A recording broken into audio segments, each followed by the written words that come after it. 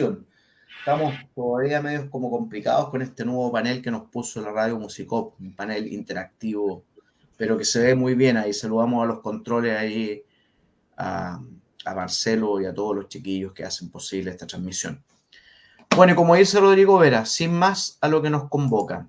Y la verdad es que son muchas cosas las que nos convocan, por lo tanto hemos tenido que tratar de pensar muy bien cómo vamos a presentar este programa. Pero hay un hecho público y notorio que va a ocuparnos el primer bloque, que ha captado la atención de los medios nacionales e internacionales y que, a mi pesar, lamentablemente involucra al ejército nuevamente. Digo a mi pesar porque el ejército es una institución muy querida para mí, y bueno, estamos en esa ahí. Incluso tengo de fondo los perros que aúllan de pena y de dolor por el tema que vamos a tratar, ¿no? Rodrigo, te dejo la introducción del primer tema que dice relación, ustedes ya intuirán, con la marcha en Putre y todas las consecuencias que esto acarrió, pasando por el RUF, por la RUF y la prevención que hubo con ampliar la justicia militar para que juzgue a civiles en determinados casos. Quiero sobre este punto decir de que la justicia militar, con las últimas modificaciones legales actualmente, solo puede conocer y resolver causas en que únicamente están involucrados uniformados. No tiene competencia para juzgar a civiles. Y esto es importante por lo que vamos a ver en el caso de los conscriptos de Putre de Arica, donde el Ministerio Público quiere intervenir y el ejército se ha planteado firme, en el sentido de que corresponde resolver a los tribunales militares, pese que ya la Corte Marcial dio un paso más adelante hoy día y dijo de que iba a nombrar una ministra en visita extraordinaria de la Corte Marcial de Ejército, Fuerza Aérea y Carabineros, que es la ministra Jenny Buck, su presidenta. ¿Quieres hacer la introducción sobre la cronología de la tragedia o lo hago yo, Rodrigo? Ya, no, le doy nomás y, digamos, igual la idea es tratar de decir cosas que en realidad no se han dicho, porque sobre esto se ha hablado mucho. Y en general lo que gobierna la materia es la ignorancia, como siempre en Chile, el desconocimiento, porque todo hoy en día opinan, hablan. Y yo digo, realmente, ¿quién sabe de justicia militar para que opinen? Porque de partida es algo que nos enseña en las universidades, que uno lo aprende en la práctica, en el caso de nosotros, porque fuimos fiscales militares. Uno aprende haciendo, digamos. Esa es la realidad, con la experiencia. Yo he conocido re pocos abogados que realmente conocen el tema de justicia militar. Abogados me refiero que no han estado en las Fuerzas Armadas, entonces llega un tema complejo, enredado, pero vamos con eso. Han pasado hartas cosas. De hecho, desde que no hay programa, este programa, mataron 3 carabineros y los quemaron, digamos. Así, y parece que eso ya se olvidó, como era esperable, ¿no? Como que ya no es tema. Un episodio que ni siquiera había ocurrido en los momentos más duros del gobierno militar, había ocurrido una situación así. Aquí no se le ha tomado mucho el peso, o sea, ni siquiera el frente de Manuel Rodríguez se atrevió tanto. Ellos hacían atentados, hacían ataques, qué sé yo, emboscadas, pero ni siquiera a ellos se les hubiese ocurrido quemar a 3 policías que ya están muertos. Ahora, con respecto al tema de Putre. Y antes que toques Putre, perdón, Rodrigo, efectivamente, la muerte de los 3 funcionarios policiales, que todo el mundo lloró, y no era para menos, porque efectivamente tú lo dijiste bien, bueno, quizás sí, fíjate, hubo una acción del Frente Patriótico Manuel Rodríguez, bajo el mando del comandante José Miguel y la comandante Tamara, en el retén Los Queñes, pero no hubo 3 muertos, pues tienes toda la razón ahí, hubo una sola baja. Y aquí fue distinto porque hubo premeditación en orden a dar de baja a estos 3 carabineros de una forma tan alevosa, que ya todo el país sabe, ¿no es cierto?, que le dieron muerte y los metieron en el pick-up de la camioneta y lo incendiaron, mandando un claro mensaje a estos terroristas. Lo que sirvió de paso para reactivar las RUF, que es otro tema, las reglas de uso de la fuerza, y la discusión sobre la justicia militar aplicable a civiles.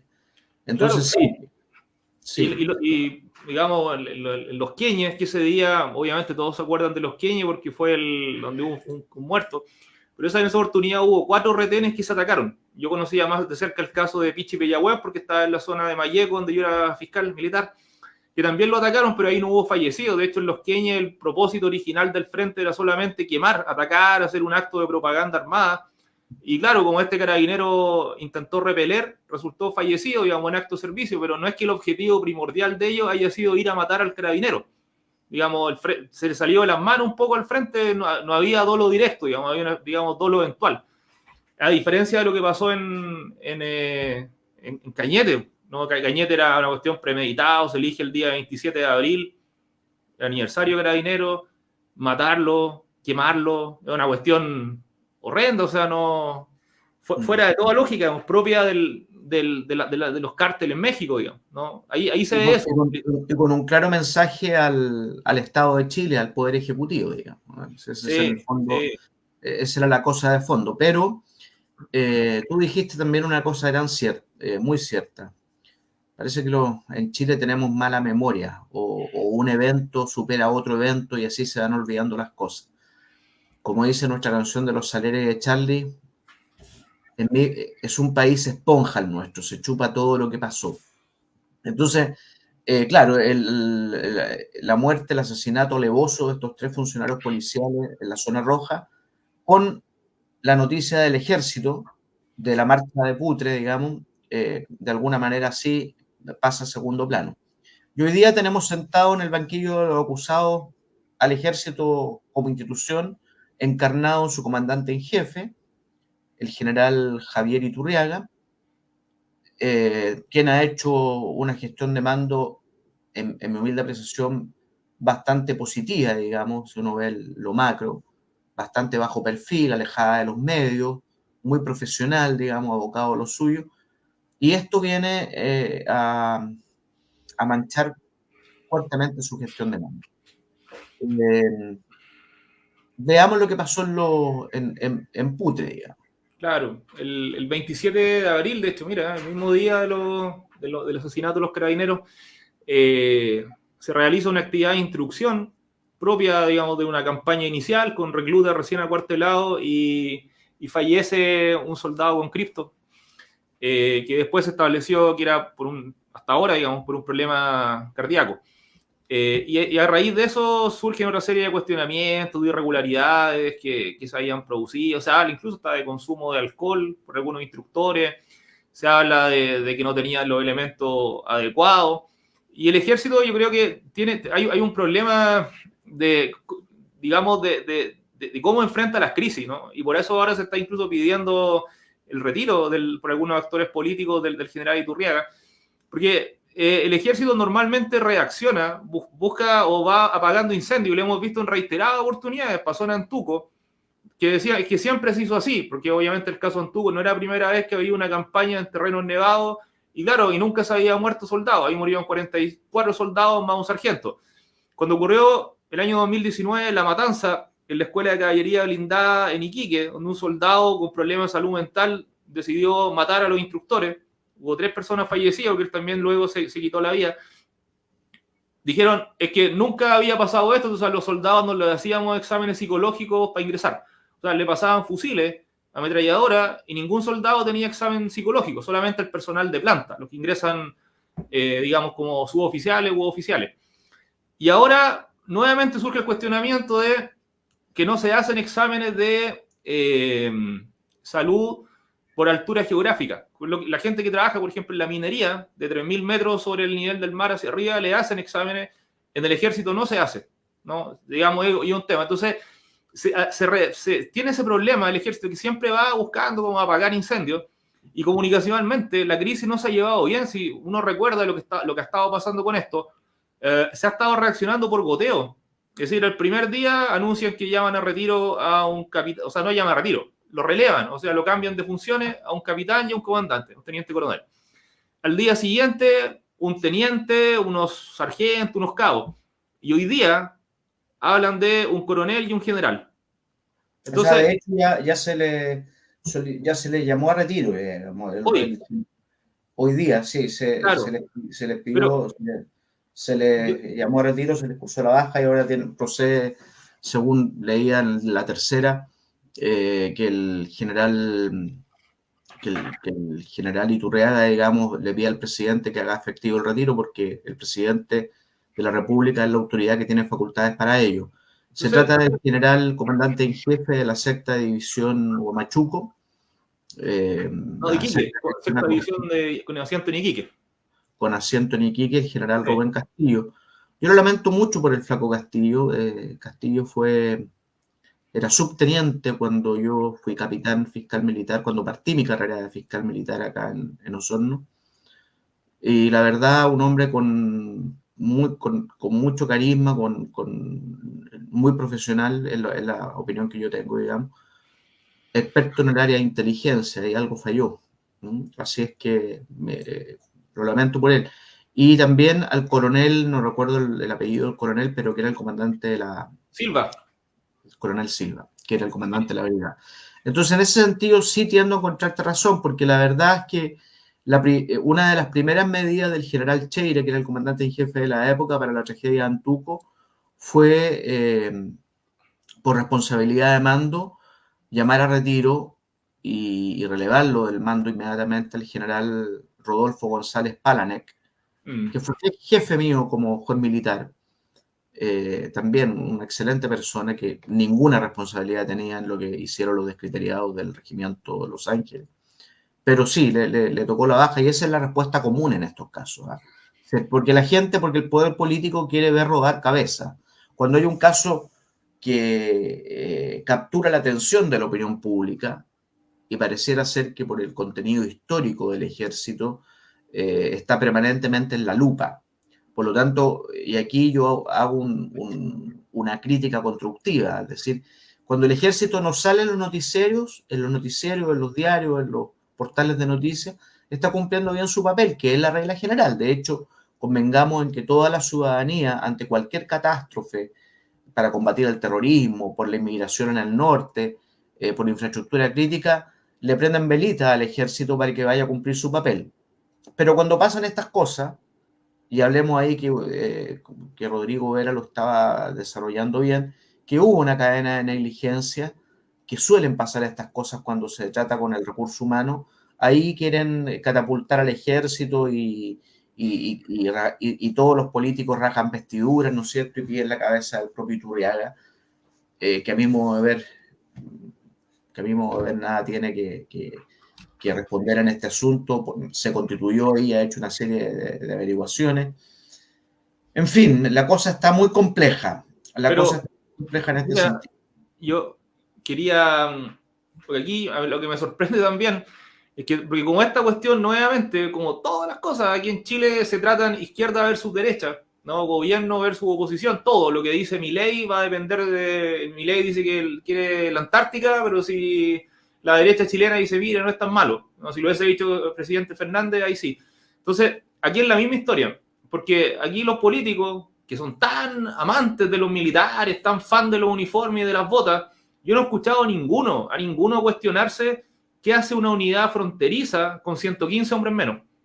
Eso a mí no deja llamarme la atención esa cuestión, ¿eh? El nivel de la liviandad, la poca seriedad con que se trata la defensa nacional en Chile. Esos soldados que estaban en instrucción, en pocas semanas más ya iban a salir a prestar funciones operativas, digamos, a hacer guardia, a hacer el rol de centinela, o sea, los que están ahí vigilando, custodiando el perímetro de las unidades, hacer patrullaje en la frontera. En una situación hipotética, bélica, esos soldados se emplean y de hecho por la ubicación que tienen en la triple frontera, ellos están en el límite con Arica, o sea, perdón, con Bolivia y Perú, son tropas que son necesarias y nadie se ha preguntado qué hace una unidad con 115 hombres menos. O sea, digo, ¿qué creen? ¿Que esos soldados estaban ahí solamente para comer y para desfilar? Para comerse el rancho.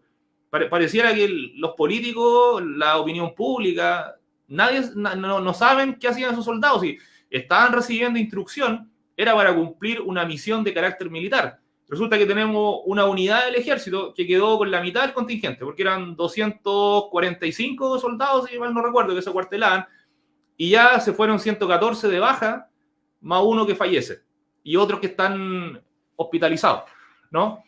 Ese es un problema que nadie se lo ha cuestionado, nadie se lo ha planteado, y algo similar también ocurre con la justicia militar. En este momento hay políticos, 71 diputados el otro día en la Cámara, que querían restablecer la justicia militar cuando hubieran víctimas civiles en situaciones de estado de excepción, frontera, actos electorales, es decir, todos los casos donde los militares, donde las Fuerzas Armadas tienen que relacionarse con civiles en actividades que no son bélicas, digamos, que no son contexto de guerra. Y estaba muy empeñado y hablaban de la justicia militar, que tenía que volver, porque la justicia militar es la única que permite darle garantía a las Fuerzas Armadas.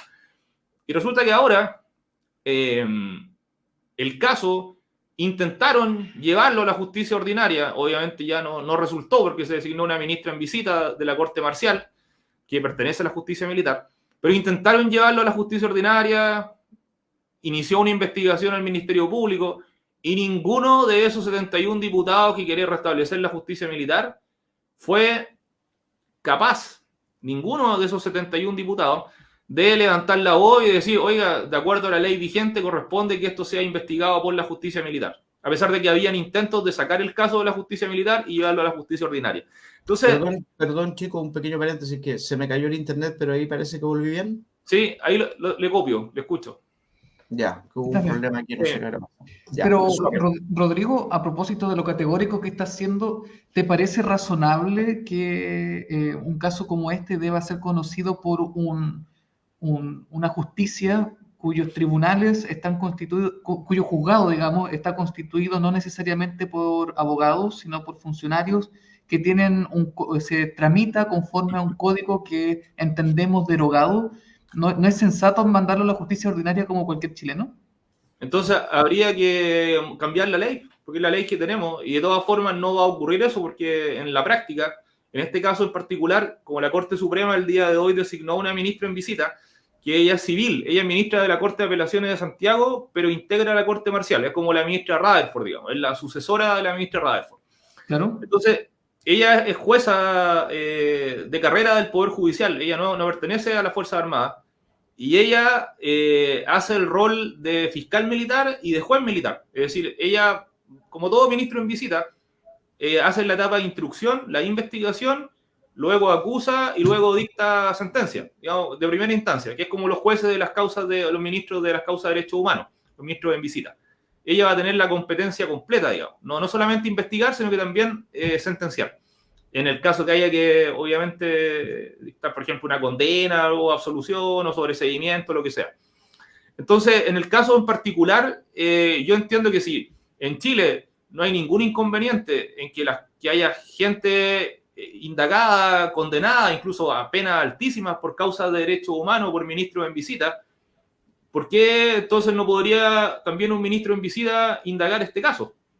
Si lo queremos ver como un problema de derechos humanos, como se ha planteado, que aquí habría violación de los derechos humanos a los soldados, entonces yo no veo el inconveniente porque se le van a aplicar a este proceso las mismas reglas que se le aplican a todos los procesos de derechos humanos del periodo 73-90.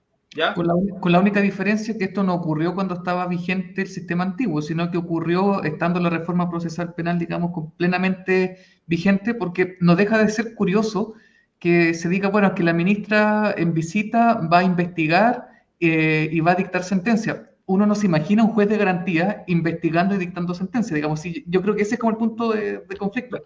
Pero te digo una cosa, Juan Carlos, yo creo que está en la Constitución, quedó como norma permanente que cuando se hizo esta reforma que los tribunales militares seguirían funcionando para juzgar militares, digamos, de acuerdo a las normas propias de competencia, con incluso como fuente supletoria el antiguo Código de Procedimiento Penal hoy derogado.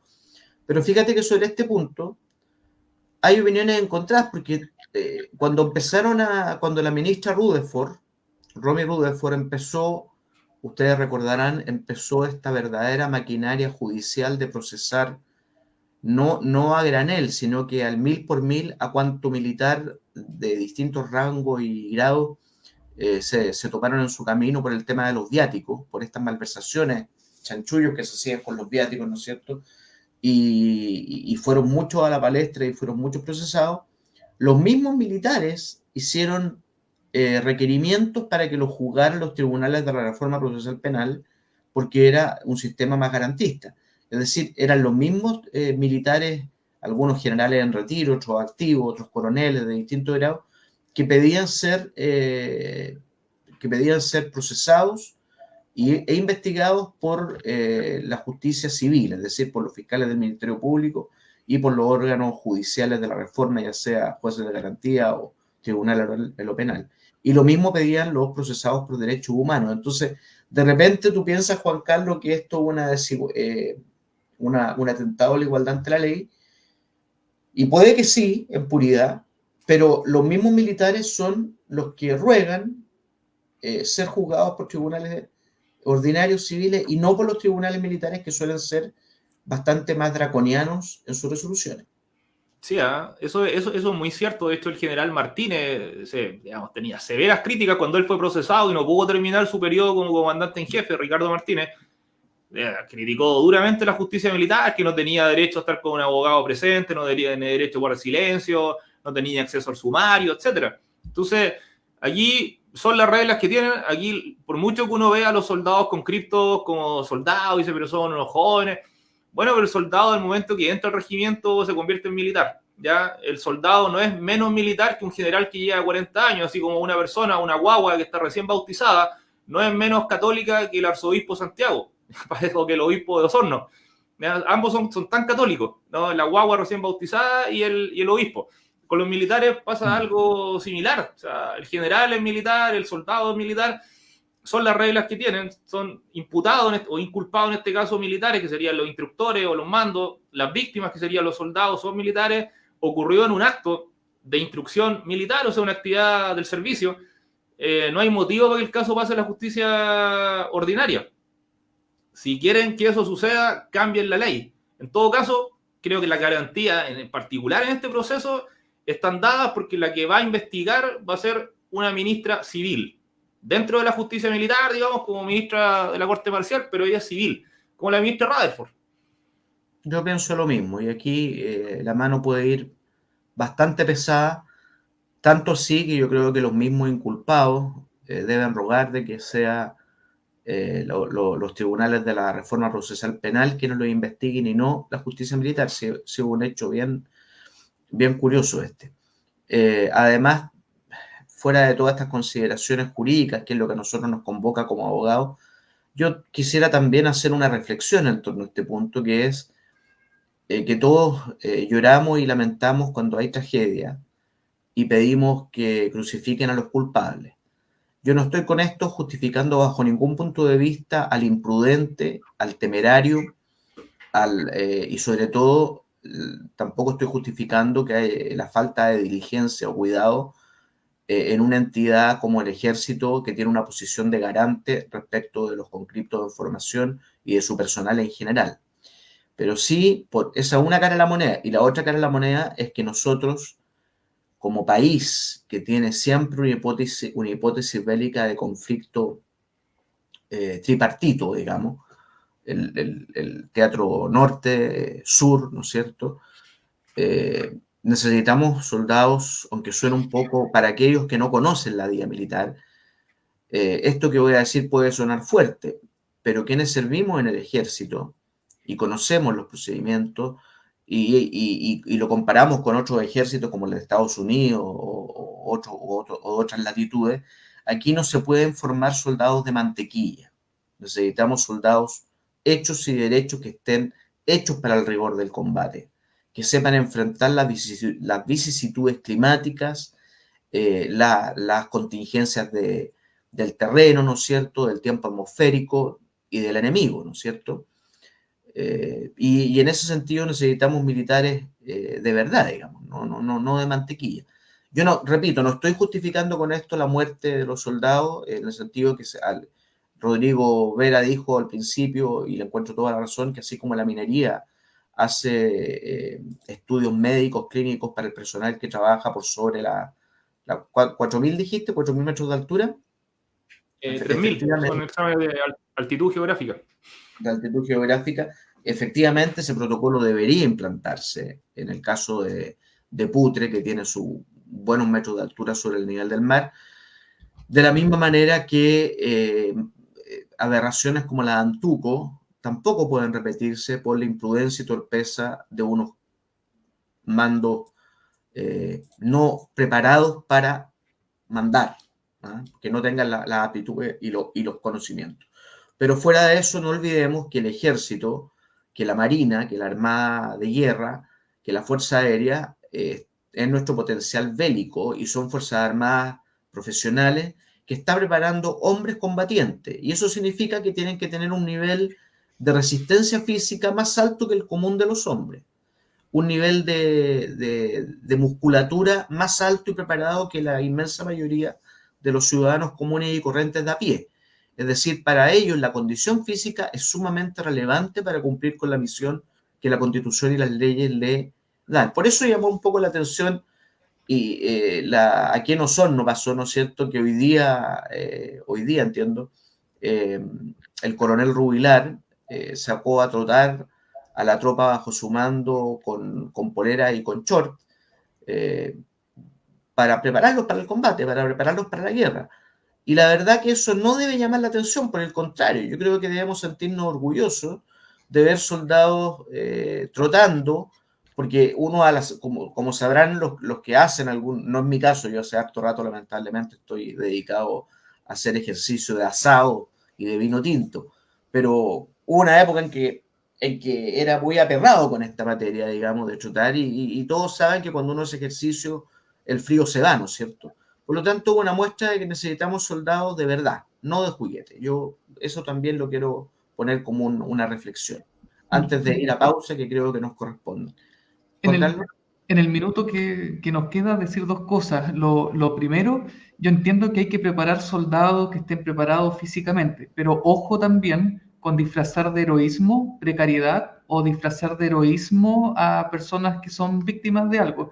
Yo era niño, tenía como 12 años cuando escuché el discurso del presidente Lagos, aquel 21 de mayo, despidiendo a los jóvenes de Antuco, donde dice, estas personas son héroes, al mismo estilo que el 21 de mayo con Arturo Prat.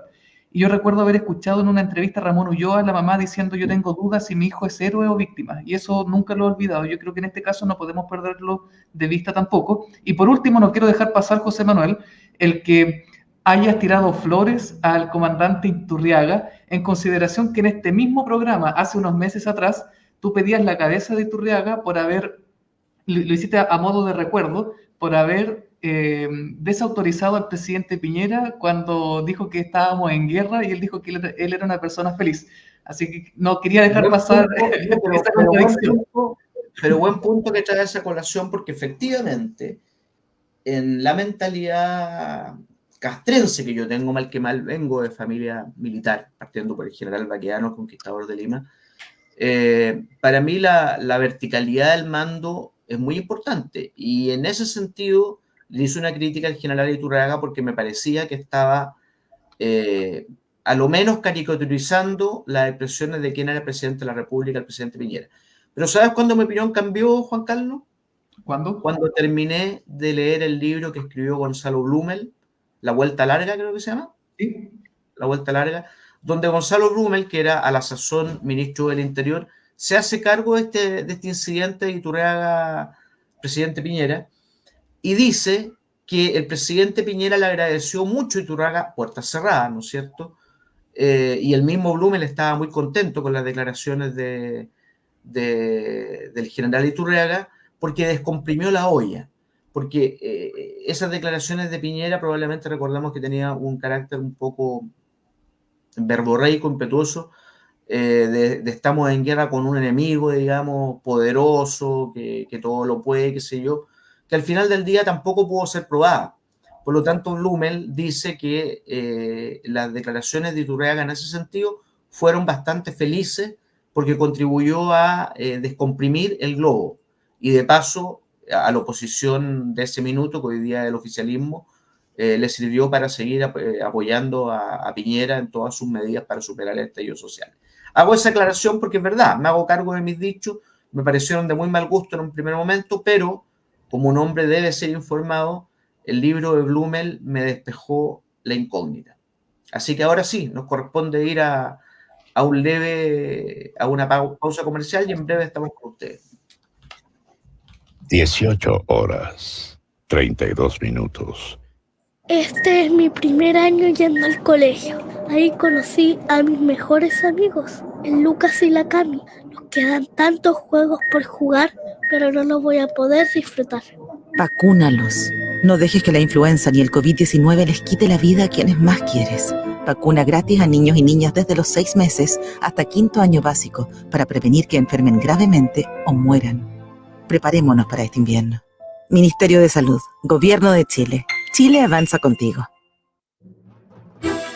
Baquedano y Claret Abogados, un estudio de abogados que ofrece un completo servicio profesional en las áreas penal, administrativo, civil y defensa ante el Estado. Experiencia atendiendo causas de alta complejidad e impacto. Baquedano y Claret, profesionalismo y resultados es lo que ponemos a su disposición.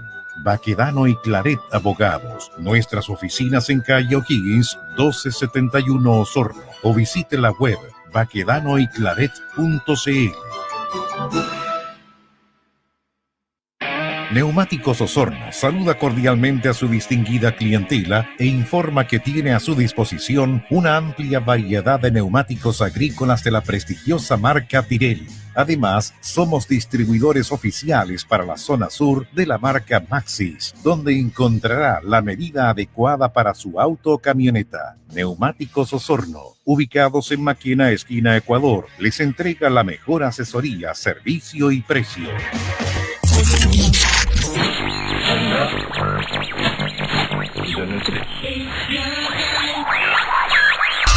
Musicop.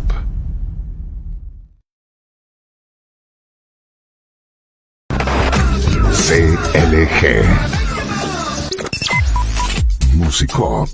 Tu primera FM en el sur de Chile y la segunda en el país. Purranque FM, una comuna en sintonía. CLG Radio, la casa donde viven los clásicos. Canal 21, televisión por cable y Noticiario Sur. Son medios de comunicación de CLG Multimedios. CLG Multimedios. Búscanos en redes sociales, descarga la app y llévanos a todas partes. CLG 243505 642 235100.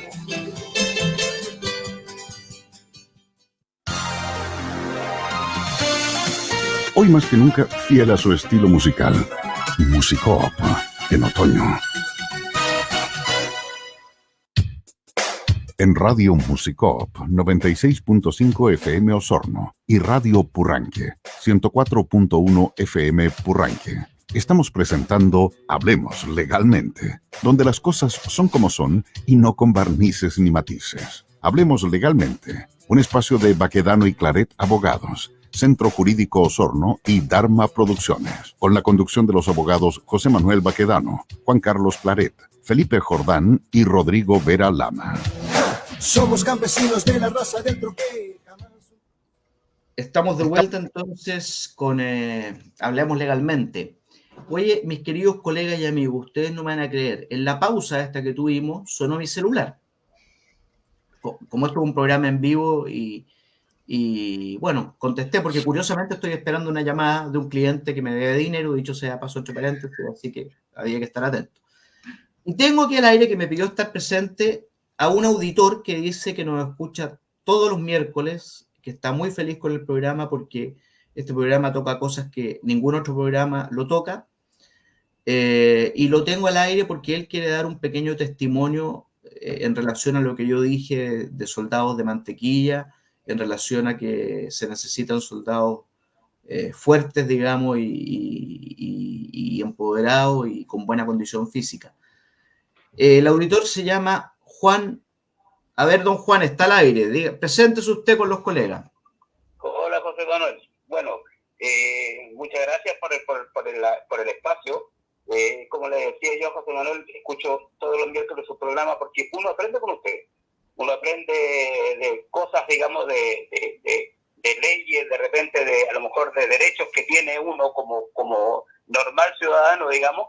Y así que le agradezco a los panelistas y no tengo nada, no soy pariente de Rodrigo Vera por si acaso. Se llama Juan Vera. Muy lejano podría ser tal vez, pero de que yo sepa no somos parientes, así que no es un tema, digamos, de que que porque sea el panelista estable, digamos, del programa y sean dueños de los programas, yo voy a estar como poniéndole ficha a algo que... Pero básicamente era un poco yo lo que le contaba a José Manuel. Yo fui soldado del 80 al 82 cuando era obligatorio el servicio militar, en donde sí se preparaba al soldado para extremo. ¿A qué me llamo extremo? A pasar frío, a pasar hambre, a ser bien aporreado, y no tengo ningún trauma, no quedé con ningún trauma. Sí, en Chaitén un compañero como que parece que se volvió loco o algo así, lo mandaron al hospital militar y después lo dieron de baja. Y hoy día es empresario de la fruta. Y lo veo por ahí, normalmente no converso mucho con él, pero también se mienten. Yo llamo a título de que yo igual lamento el fallecimiento de este soldado, porque yo fui soldado.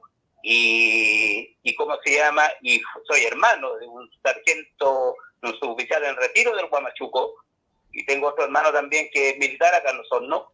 Entonces soy un poco de la familia militar, pero no estoy llamando justamente porque soy familia de militares, sino que llamo porque me hizo sentido el comentario de José Manuel, digamos, de que soldados se necesitan a lo mejor no vamos a tener guerra nunca. Estuvimos a punto de agarrarnos con los argentinos, que yo no alcancé ahí porque tenía 17 años y yo entré a los 18.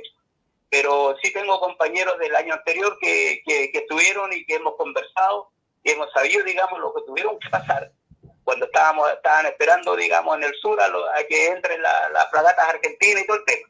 Pero eso es un tema que ya pasó y todo el tema. Yo voy justamente a esto porque he visto cómo se ningunea digamos, al ejército, en el sentido, digamos, de que ahora todos hablan. Cualquiera tiene la facultad para hablar y decir lo que ellos creen que... Bueno, entonces tendrían que ser ellos militares, entonces, y que todos los militares que están en ejercicio se salgan y los dejen a ellos. ¿Qué pasaría para que vayan a defender a nuestro país en caso de un conflicto? Entonces yo voy a eso, de que la instrucción de un soldado antes era obligatorio, entonces no había pito que tocar, pero hoy día que son voluntarios, hay muchachos que les gusta, tengo chicos que conozco que les gusta ser militares y a lo mejor van a seguir la carrera militar. Y ellos cuentan también un poco lo mismo porque lo hemos conversado, yo les he contado, porque a ellos les gusta escuchar a los viejos estandartes. Así yo es, tengo Juan. Hoy día 62 años y me recuerdo, digamos, de la instrucción del año 80-82. Después uno pasa a ser un poco más pasivo cuando ya está un año, pero la preparación básica, que son los 6 meses de aporreo, de salir en la noche, de hacer combate, de dormir prácticamente a 3-4 grados bajo cero en una carpa bipersonal. Entonces yo voy a ir un poco a eso. Eso es la instrucción militar y tiene que, lo que dice muy cierto José Manuel, que tenemos al soldado hay que prepararlo para alguna eventualidad. A lo mejor no va a pasar nunca, pero lamentablemente este chico a lo mejor no se percataron que a lo mejor tenía una falencia cardíaca y pasó algo, no sé. Ahí tiene que ver no solamente los doctores y así es, y Juan. que tiene que ver eso. Oye, te agradezco mucho tu llamada, el tiempo en la radio es rápido, pero Sí. Los panelistas también te van a saludar porque eres un testimonio de uno de los tantos auditores que nos llaman y nos chatean y bueno, y queda abierto el micrófono para otras posibilidades. Bueno, muchas gracias, un saludo para todos ahí. Un gusto, don Juan. Un saludo, don Juan, que esté bien. Muchas gracias. Gracias, don Juan. Buenas tardes. Igualmente, saludo igual, Juan. Gracias. ¿Sabes? Lo que pasa con lo que dice don Juan, en realidad, es una crítica que uno con la persona que hable que hizo el servicio militar en esa época, lo dice, digamos, es un discurso que mucha gente puede decir, pero es la realidad, si efectivamente el ejército era duro, tiene que ser duro, si no se admite de otra forma. O sea, si la pregunta es ¿para qué tenemos ejército? Si en realidad ¿para qué estamos preparando a esta gente? Pero, el ejército, como pocas instituciones, dentro de su denominación legal lleva la palabra Chile, por ejemplo. Esto es algo que también comúnmente no lo dice nadie, pero es cosa que uno analice. Solamente en Chile, ¿qué instituciones llevan la palabra Chile dentro de su nombre? Ejército de Chile, Armada de Chile, Fuerza Aérea de Chile, Carabineros de Chile, Policía de Investigaciones de Chile, Gendarmería de Chile. El registro civil no se llama Servicio de Registro Civil e Identificación de Chile. el Servicio Agrícola y Ganadero no se llama así. ¿A dónde quiero llegar? Que esta institución, más que ninguna otra, es un reflejo de la sociedad chilena. Es decir, si hoy en día tenemos estas situaciones en el Ejército, en la Armada, en la Fuerza Aérea, en Carabineros, etcétera, y nos cuestionamos que mira, que no son duros, que andan hasta con tatuajes en la oreja, qué sé yo, por todos lados. Bueno, es un reflejo de la sociedad chilena, ¿cierto? Aquí no son extraterrestres que llegaron a hacer el servicio militar, no son los marcianos, son ciudadanos chilenos que están en esto. Por lo tanto, si la ciudadanía chilena está conforme con esto, tolera esto, bueno, las Fuerzas Armadas no pueden ir más lejos de lo que los chilenos quieren. Así de simple. Si este es el ejército que la ciudadanía chilena se quiere dar. Nuevamente volvemos a un tema que yo he repetido hasta el cansancio, que es la famosa legitimación social. Así de simple. Nosotros estamos constituidos por ciudadanos chilenos en las Fuerzas Armadas. Esto es lo que la ciudadanía quiere. Y no hay ninguna institución más chilena que el Ejército de Chile, que lleva la palabra Chile dentro de su denominación legal. Eso es todo. Tal cual. No, pero muy buen punto, sí, efectivamente. No, el ejército es parte de la sociedad. Bueno, hemos consumido más allá del tiempo programado para este tema. No es el único tema que está en carpeta. Felipe y Juan Carlos también tienen su sorpresa, su carta bajo la manga. No sé quién de los dos quiera partir ahora. Felipe. Sí, no, bueno, el poco espacio que nos dejaron, gracias. No, está bien, no, está interesante, y estuvo interesante esto de interactuar con un radio escucha, ¿no es cierto? Un auditor, que eso nunca lo habíamos hecho. No, y después, fíjate, a lo mejor vamos a habilitar un micrófono, porque en realidad fue una llamada. Yo no suelo contestar números desconocidos, pero estaba esperando una llamada, así que se dio la coyuntura. Y lo mejor, pero qué bueno que saber que y lo mejor es que es prueba viva, es prueba evidente de que alguien nos escucha. Entonces, eso es lo más interesante de todo.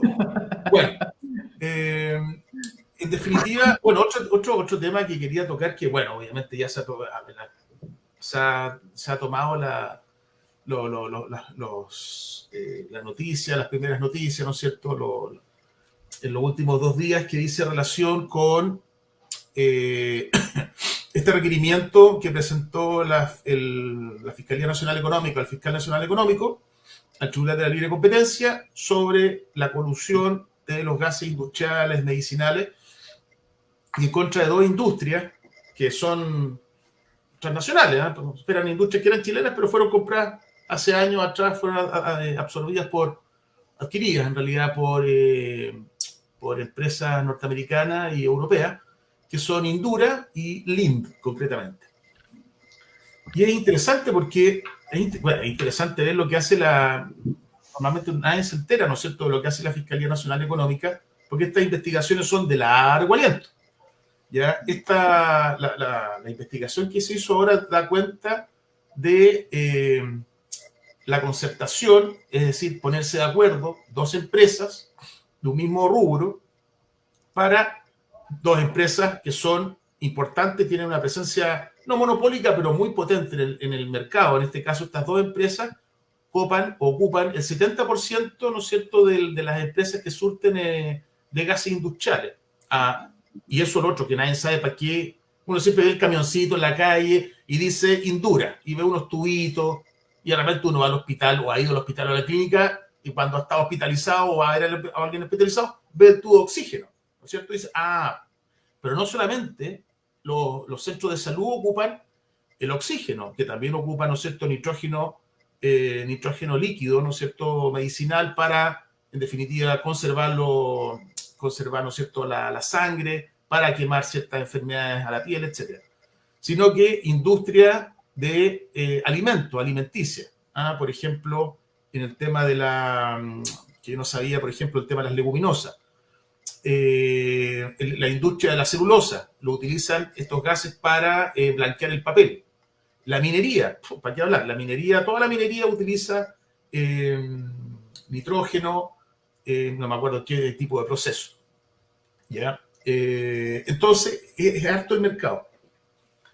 Y la Fiscalía Nacional Económica lo que dice es que estas 2 empresas, entre fines del 2019 y fines del 2021, o mediados del 2021, se coludieron, se pusieron de acuerdo para, en definitiva, repartirse el mercado, el mercado, ¿no es cierto?, que les acabo de mencionar, de los que requieren estos gases.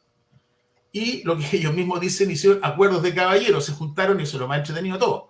Porque los gerentes generales de estas dos empresas se juntaron en un café, en el Café Tabelli de Santiago, en noviembre del 2019, a tomarse un cafecito. Era el gerente de Indura y los dos gerentes de Lind, y se repartieron la torta. Dijeron, ¿sabe qué? Vamos a hacer un acuerdo caballero. Ahí le pusieron varios nombres, ¿no es cierto? Vivamos felices, juntos de la mano, qué sé yo, no sé, varias cosas. Y en fondo ese acuerdo era, señores, sabe que si usted tiene un cliente, yo no me voy a meter con ese cliente. O si usted está en esta zona del país, yo no me voy a meter en esa zona del país, usted se queda ahí. Y obviamente esto es una afectación a la libre competencia espantosa.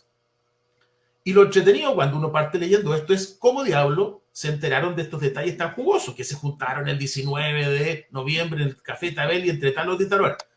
¿Por qué? Porque empezaron a apretar, a investigar y concretamente apretaron a los ejecutivos de Lind y ellos junto a la empresa, que es transnacional, se sometieron a este reglamento, capítulo de la delación compensada. Es decir, se pusieron a hablar, a cambio de que no los metan presos y que no les apliquen multa.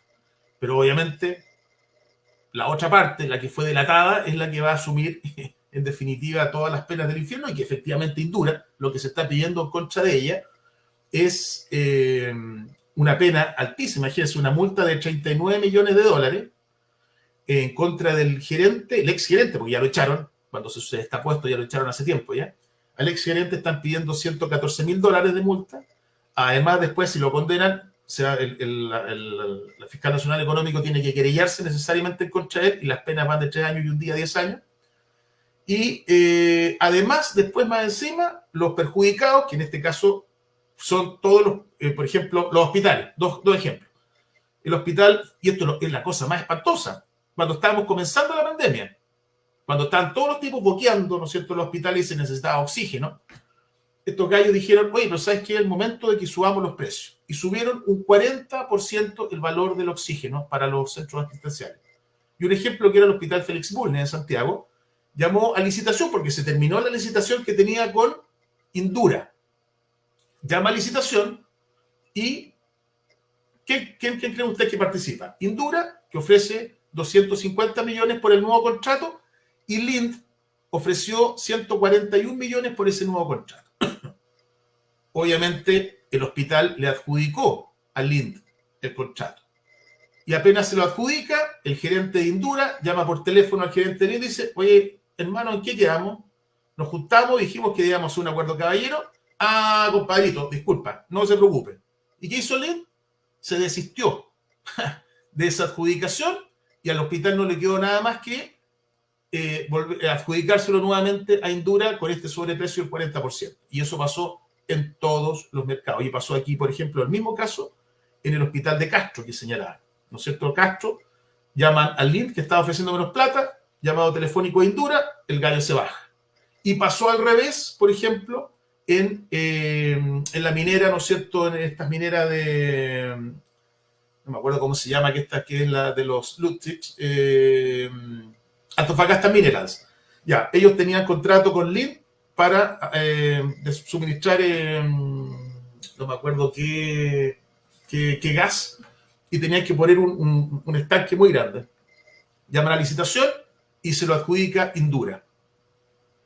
Y obviamente el gerente de Lind llama a Indura y le dice, oye, compadrito, ¿qué estáis haciendo? Ah, no se preocupe. Y se baja. Y se queda Lind con el contrato. Y así se replicaron estas cosas. Bueno, pero respetaron, entre comillas, el pacto de caballero. Respetaron, pero o sea, ni siquiera de que ya yo no voy a participar. Lo que ellos participaban, se adjudicaban y después se bajaban. ¿Te fijas? Después del llamado. Eso es lo más espantoso. Bueno, y todo esto era para señalarles de que además esas empresas, o sea, tanto el Estado, que se vio perjudicado con este mayor valor, como todas las empresas privadas que también se vieron perjudicadas por este mayor valor que tuvieron que pagar, van a poder demandar a estas empresas el día de mañana, una vez que salga, ¿no es cierto?, la sentencia, que lo más probable es que va a ser condenatoria. Felipe, ¿me escuchan? Te escucho. Ah, súper. Mira, igual sobre lo que tú señalas, varias cosas, porque claro, uno, en primer lugar, yo no sabía eso de los gases industriales, dije, ¿qué será este mercado? Interesante. En segundo lugar, tampoco uno está consciente de que aparte de Ángel Valencia, en el país existe otro fiscal nacional, que es el fiscal nacional económico de Chile. No, mentira, Rodrigo. Es el fiscal nacional económico, y el fiscal nacional económico tiene larga data, digamos, cuando uno estudia en las escuelas, de que vino la misión Kleinsack, que fue una comisión de economistas que el presidente Jorge Alessandri, el hijo, trajo de Estados Unidos. Pues bien, esa comisión tuvo como efecto que Chile generara normativa respecto a la protección de la libre competencia, y ya en el año 59, es decir, hace más de medio siglo, el país está familiarizado con una institucionalidad más o menos robusta respecto a la libre competencia. Antiguamente, hasta el año 2009, el fiscal nacional económico era designado por el presidente de la República. En tiempos de dictadura se modificó para que sea una persona de confianza del presidente, y sin embargo desde el año 2009 se elige por alta dirección pública. No puede ser removido de su cargo sino por decisión del presidente aprobada por el Pleno de la Corte Suprema. Y en segundo lugar, el fiscal nacional económico es parte de la justicia económica. Y en esto me quiero detener un minuto, porque el fiscal antiguamente, hasta antes del 2003, concentraba, digamos, como la justicia militar, lo que estábamos conversando delante, las facultades de investigar y sancionar. Pero desde el 2003 se hizo una escisión en esta jurisdicción especial para que el fiscal investigue, y por otra parte existe el Tribunal de Defensa de la Libre Competencia, que es la que finalmente dicta sentencia, que, como bien dice Felipe, posiblemente este caso, o sea, más que posiblemente, con toda seguridad va a terminar en sentencia condenatoria, pero la sentencia no la dicta el fiscal, sino que la dicta el Tribunal de la Libre Competencia. Y para llevar adelante su investigación, y esto es importante porque esta fue una modificación hecha el año 2009, se homologa al fiscal económico con las mismas prerrogativas de la Fiscalía del Ministerio Público, y el Tribunal de Defensa de la Libre Competencia se homologa como juez de garantía. Y esto es importante porque el artículo 39 del Decreto Ley 211, que fue redactado por el esposo de Olga Feliu, da cuenta de que, y esta fue una modificación del año 2009, de que el fiscal nacional económico puede decretar con autorización judicial, no del juez de garantía, sino de defensa de la libre competencia, medidas intrusivas. Y esto es importante. Lo conversábamos, digamos, con Felipe en la mañana ahí en el WhatsApp del grupo. O sea, el fiscal nacional económico puede disponer que se abran puertas, interceptar teléfonos, puede disponer de que se allanen y se incauten documentos, entonces se allanen domicilio y se incauten los documentos. Es decir, para efectos prácticos, el fiscal nacional económico, para llevar estas investigaciones, y por eso estas investigaciones son tan contundentes, es porque previamente le antecede una logística y una capacidad intrusiva, tal cual fiscal del Ministerio Público. Eso quería aportar.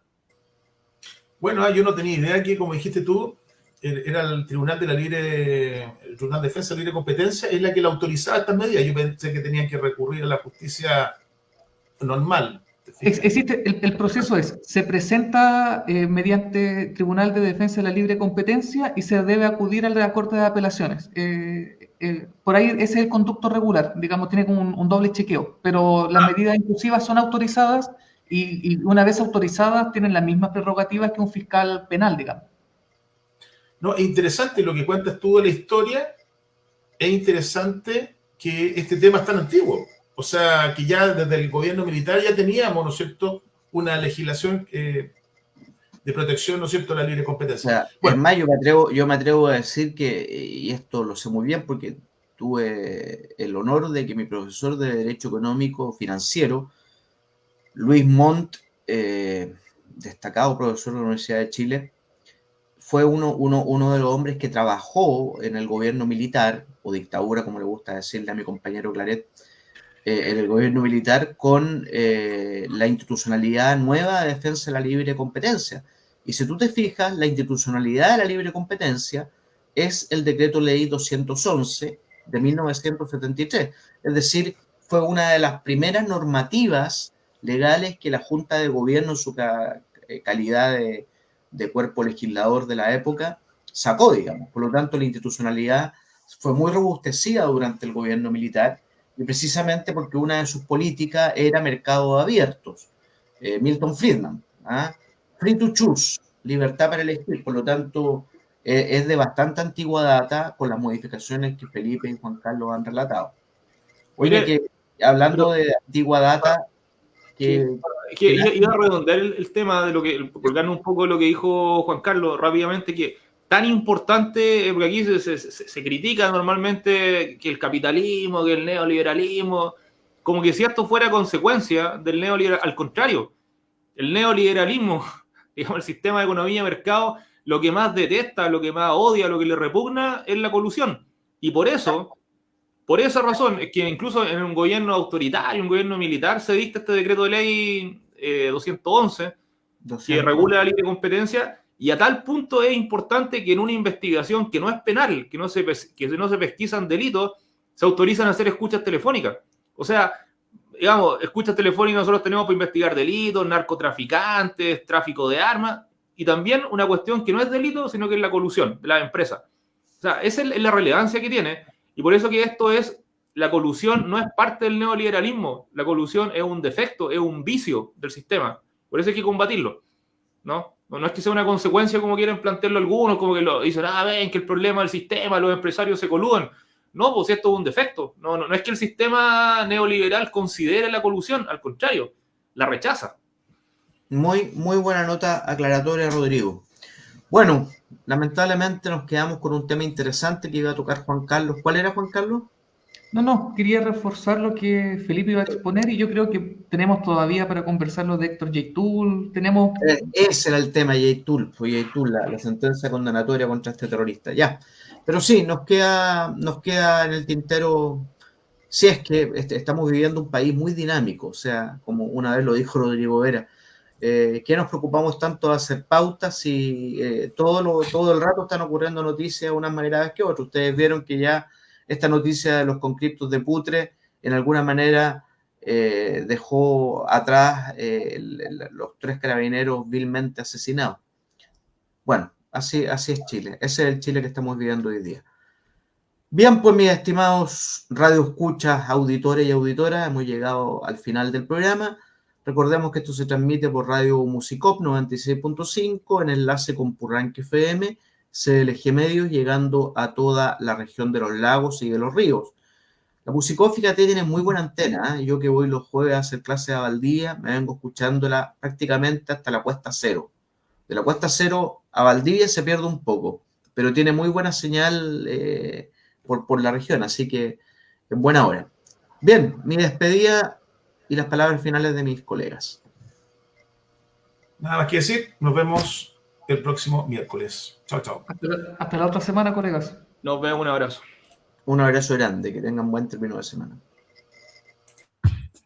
En Radio Musicop 96.5 FM Osorno y Radio Purranque 104.1 FM Purranque hemos presentado Hablemos Legalmente. Aquí las cosas son como son y no con barnices ni matices. Hablemos Legalmente, un espacio de Baquedano y Claret Abogados, Centro Jurídico Osorno y Dharma Producciones, con la conducción de los abogados José Manuel Baquedano, Juan Carlos Claret, Felipe Jordán y Rodrigo Vera Lama. Hablemos Legalmente, disponible en todas nuestras plataformas.